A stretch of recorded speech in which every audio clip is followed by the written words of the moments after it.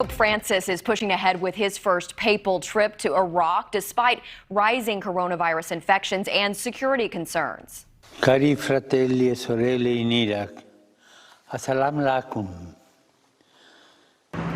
84-year-old Pope leaves for Iraq on Friday. It is his first international trip since the pandemic began. More than 70 journalists will travel with him.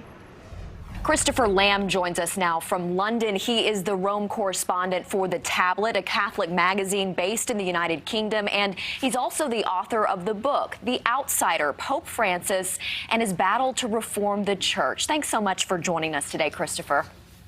Thank you for having me. Well, the Vatican, as you know, has come under fire for going ahead with this trip amid the pandemic. Cases are on the rise in Iraq. Pope Francis is defending his decision, calling this trip an act of love. What do you think he means by that, and why is he making this trip now? Well, I think there's no good time for the Pope to go to Iraq. It's a trip that he's wanted to do for some time, and previous popes, John Paul II, wanted to go to Iraq. Of course, Iraq is the place where there is an ancient Christian community. Tragically, so many Christians have been persecuted and driven out of the country in recent years. And I think Pope Francis wants to go to show solidarity with those Christians. And in terms of the health concerns in relation to COVID, well, I think there is a concern that the potentially big events or the Pope being in Iraq could somehow cause a spread or a spike in infections. But at the same time, the Iraqi authorities have assured the Pope and the Vatican that there are measures to keep this under control and that it's safe to travel. And as you know, Iraq is a majority Muslim nation. You talked about the small Christian communities being some of the most ancient in the world. How do you think Iraqis are feeling about his visit?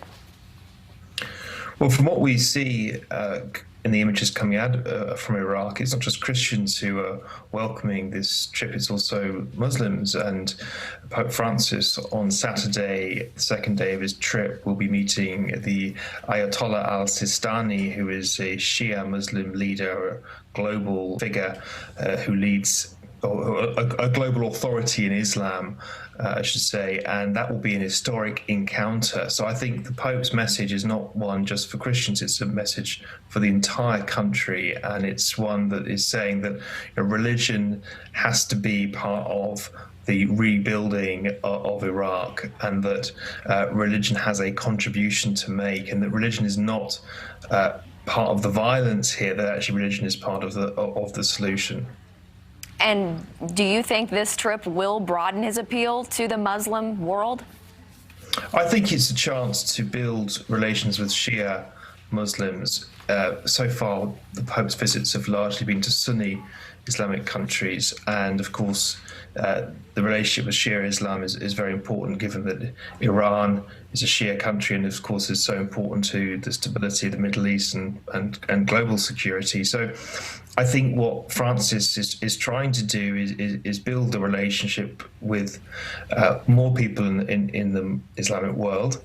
But I think he's also trying to give a message to the entire globe in the sense that he's saying that divisions, be they religious or otherwise, should not define a country, that actually a better way is possible, a new politics is possible, and that is based on our common humanity, regardless of which religion we follow or from, and that actually everyone has a common brotherhood, as he talks about, or fraternity. And that, I think, will be what he will try and emphasize during his visit.